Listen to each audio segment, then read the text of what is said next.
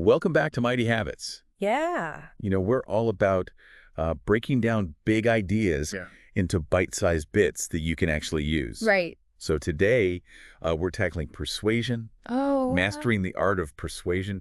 And you know what? You don't have to be a Jedi Master to get this right. that's right. And we're talking about making your message stick. Oh, yeah. Even when it feels like everybody's attention span is shrinking by the minute. It's like a cashmere sweater in a hot wash. It is. Speaking of vivid, the book we're diving into today is The 3-Minute Rule by Brant Pinvidic. Right. And it's all about, making your pitch or presentation, Yeah. the movie trailer. As captivating as a movie trailer, you don't need to see the whole film to be intrigued. Right. They give you just enough to pique your interest Okay. and leave you wanting more. I like it. I'm intrigued.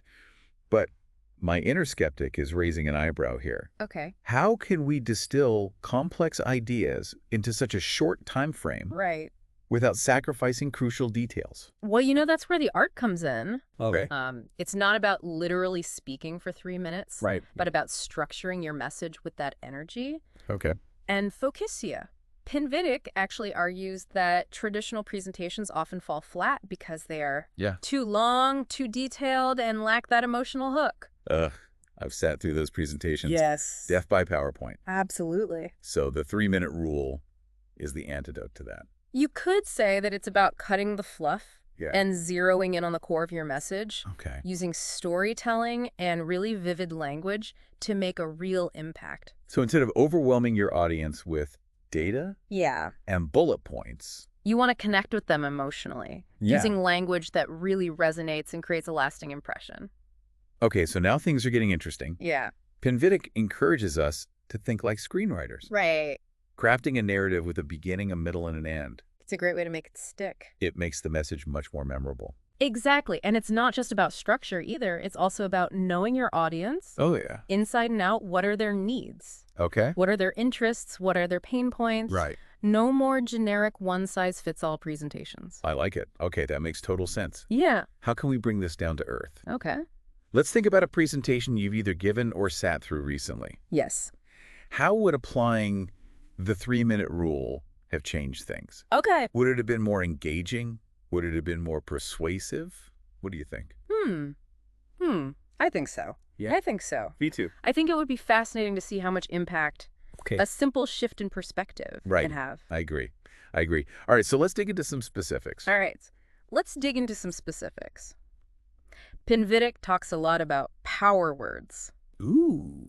Think of these as linguistic shortcuts to grabbing attention Okay. and sparking emotion. Power words. It's like we're unlocking a secret code to persuasion.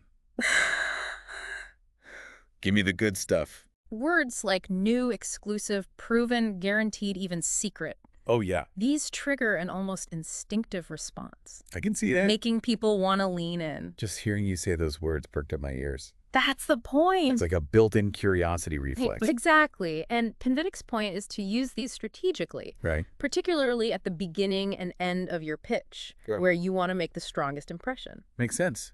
Start with a bang end, with a lingering echo. But it's not just about the words themselves, is it? No, it's not. It's about the context, the way you present them. Like a beautiful frame can elevate a simple piece of art. That's a great analogy. Pinvidic calls this framing, Okay. and it's all about shaping your message to resonate with your audience's values and aspirations. Okay. Instead of just listing features and facts, Okay. you connect with what they truly care about. So going back to that presentation you were thinking about earlier, imagine reframing it, Yeah. not just as beta points, but as a story of how you overcame challenges to achieve something truly remarkable.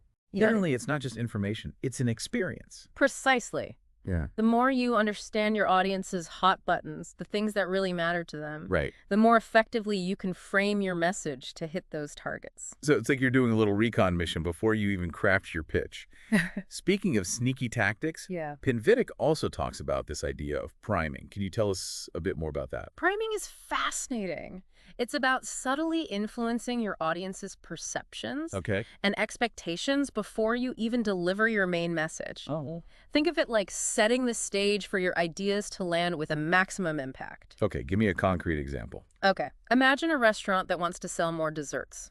They can Yeah. just list them on the menu. Yeah. Or they could strategically place a photo of a mouth-watering chocolate cake near the entrance. Ooh, sneaky. Suddenly, everyone walking in is subconsciously thinking about dessert. Yeah, I'd fall for that. Exactly. So it's about creating an environment that nudges people in the direction you want them to go. Exactly. And this applies to all sorts of communication, not just selling desserts. Right. If you're giving a presentation about a new product, Yeah. you might start by playing upbeat music Okay. or showing a video that highlights the product's benefits. Okay. You're setting the mood, creating a positive association before you even say a word.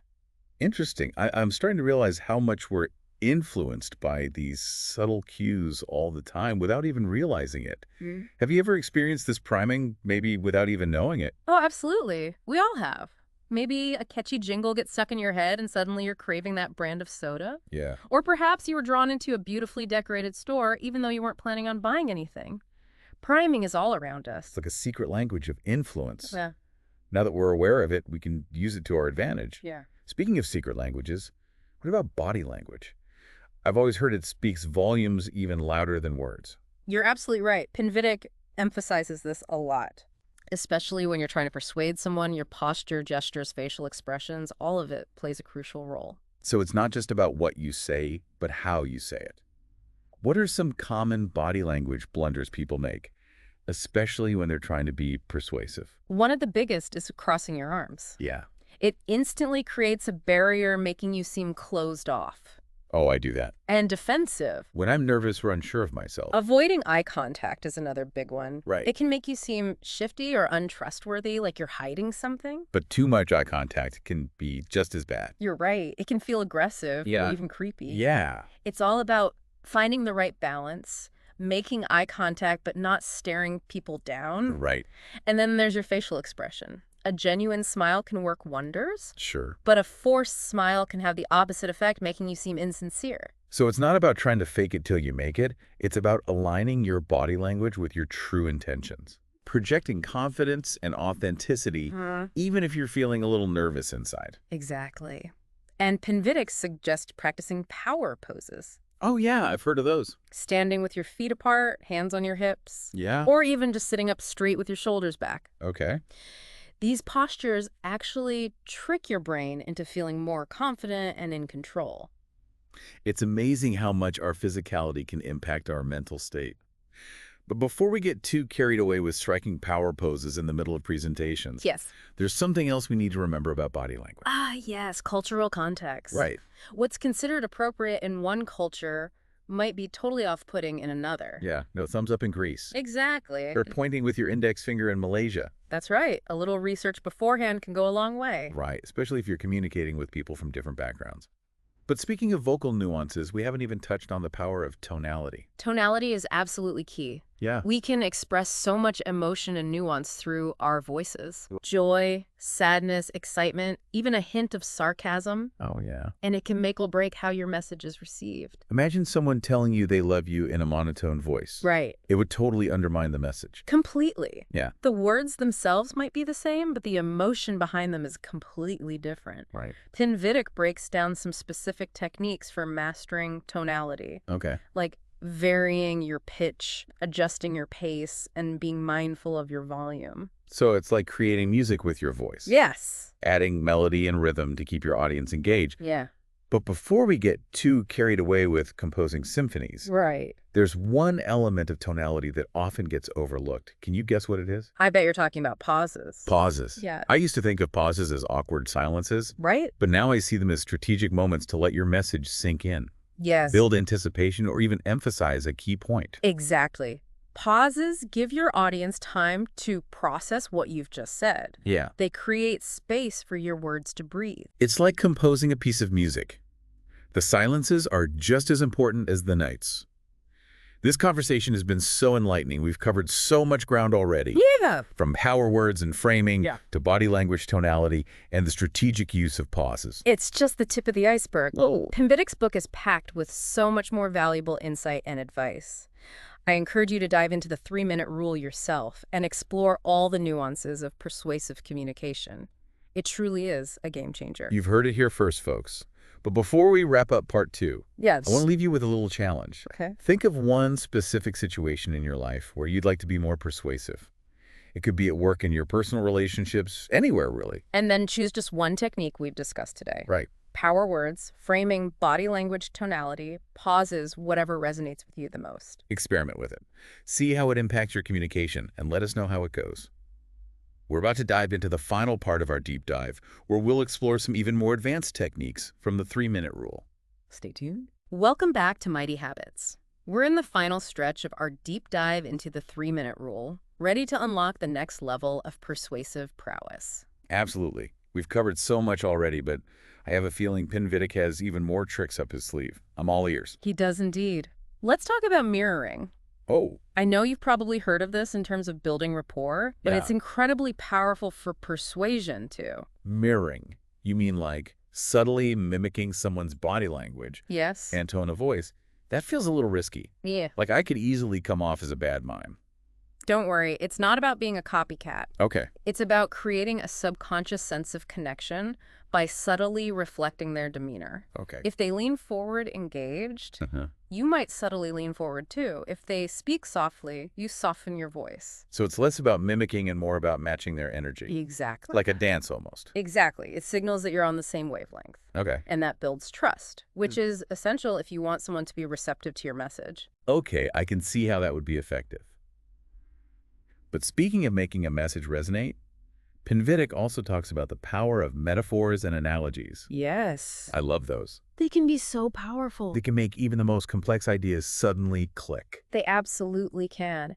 It's about tapping into people's existing knowledge and experiences to help them grasp new concepts. Right. Like creating a bridge between the familiar and the unfamiliar. Give me a good example. I'm a sucker for a good example. Okay, let's say you're trying to explain cryptocurrency to your grandma who's more comfortable with cash. Okay. You could launch into a technical explanation of blockchain and whatnot. Yeah. Or you could use an analogy like, think of it as a digital piggy bank that's super secure and can be accessed from anywhere in the world. Ooh, I like that.